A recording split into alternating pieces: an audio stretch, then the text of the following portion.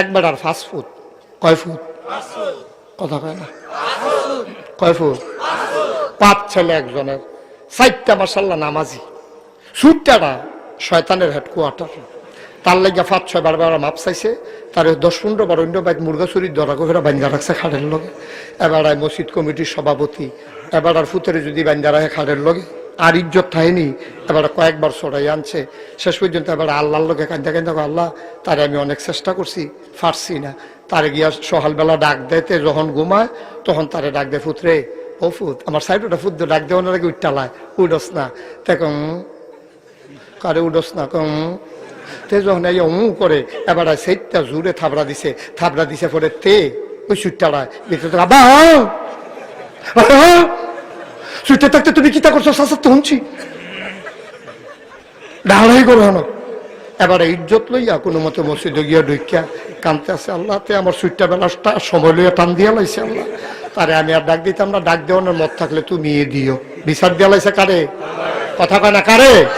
আল্লাহরে কইতে আছে, আল্লাহ তুমি তারে যাইডা মন্ডায় ধরে এই কইরো, আমি আর তারে ডাকও দিতাম না, তুমি বেজ্জুতি করে লাই তো আগের দিনের কথা বেড়ে টান দিয়া লাই।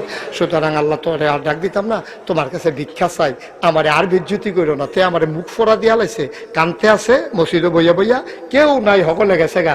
এর ভিতরে দেহে ফিসে দিয়া কেডা জানি দরজা খুললা ঢুকছে। এবারাই ফিরা চাইয়া দেহেতে কেডাইরা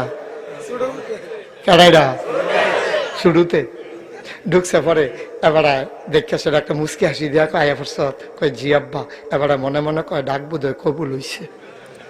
এবার আরে সামনে আইয়া সেটা ফুতে কইতেছে, আব্বা তসবি ডাকু। তো এবারে তসবিটা দিছে, কয় আমার সামনে বল। বাপের সামনে বইয়া তে তসবিটা লইয়া পড়তেছে, আব্বা আপনার আমি মানি, আব্বা আপনার আমি মানি, আব্বা 100 বার পড়ছে। কয়বার? কথা কয় না তো, 100 বার পড়তে আছে।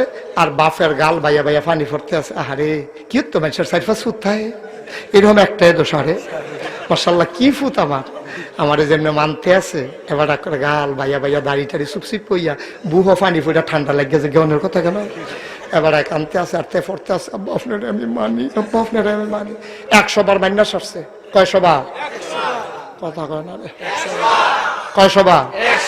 100 বার মান্না সরছে। পরে বাপে ডাক দিয়া কয়, পুত্রে ডরে দোতরে কোনো কথা কই না, একদিন ডাক দিয়া যে বিপদে পড়ছিলাম, এরপরের থেকে তো আমি কথাই বন্ধ করে দিছি।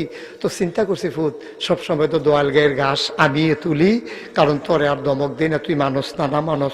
আর রাজ্য যখন কইস মানুষ, আমি খুব খুশি হয়েছি। তো আব্বারে আর কষ্ট দিস না, সকালবেলা কুয়াশার ভিতরে ঘাস তুলন বুঝছো তো কিরকম, এমনি চামড়া ফোড়া আরো গিয়া ঠান্ডায় অক্ষরে কি একটা অবস্থা হয়ে গিয়া, তুই গিয়া কোনো মতে একজন ঘাস তুইলা লইয়া দেখো আব্বা বন বোয়াইয়া আবার কইতেছে, আব্বা আপনার আমি মানি, আব্বা আপনার আমি মানি।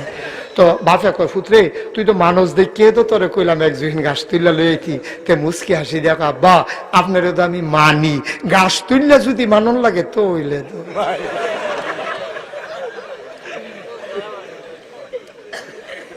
মানা হয়েছে নি। ও ওকে খুশি মনে করো, কোনো সাফাসাফি না, মানা হয়েছে নি। কথা করা তো মানা হয়েছে নি। ও মুসলমান, নিজের বিবেকটার একটু জিগাইও রে বাপ। ও যুবক, কলিজার টুকরা যুবক, নিজের বিবেকটার একটু জিগাইস রে যুবক। আব্বারে তসবি দিয়া মানলে তোমরা সবাই কইছো মানা হয় না। বাবাই যেটা হুকুম করছে এইটা মানলে হইল আসল মানা, ঠিক কিনা? বাপে কইছে গাছ তুললা লইয়া, তে যদি জুহিনটা কাশিটা লইয়া দৌড় দিত, এটা হইছিল আসল মানা। আমরা যে কই নবীরে মানি, নবীরে মানি, নবীরে মানি, এটা আসল মানা না। নবীয়ে যখন কয় নামাজটা পড়াইও, আমরা ডাক দিয়া কই আপনারও তো মানি, নামাজ পড়া যদি মানন লাগে তো হইলে মানা হইছে নি। ফুতে যেমন তসবি পড়া মানলে মানা হয় না, মুখে মুখে তুমি নবীরে মানলে তোমার মানা হয় না রে ভাই। যদি নবীরে মানতে চাও, যুবক রে কলিজার টুকরা যুবক, আমার নবী যেমনে চুল কাটছে তুইও এমনে কাটবি, আমার নবী যেমনে দাড়ি রাখছে তুইও এমনে রাখবি, আমার নবী যেমনে লুঙ্গি পরছে তুইও এমনে পরবি, আমার নবী আব্বা আম্মার জন্য মায়া করছে তুইও করবি, আমার নবী দাদা দাদিরে যেমনে মোহব্বত করছে এমনে করবি। আমার নবী সন্তানরা যেমন মায়া করছে রে, তুই এমনি মায়া করবি, এটার নাম হইল আসল মানা। ও বাবা, নবীজি কি মানারা মানছে, নবীজি কি মায়ারা করছে রে ভাই। মদিনায় নবীজি রওজার ভিতরে ঘুমায়, উম্মতি উম্মতি কইয়া আমার নবী কান্দে রে ভাই, ঠিক কিনা? কিয়ামতের ময়দানে সব নবীরা ইয়া নফসি ইয়া নফসি বলে যখন চিৎকার করবে, আমার নবী ডাক দিয়া কইবে ইয়া উম্মতি ইয়া উম্মতি।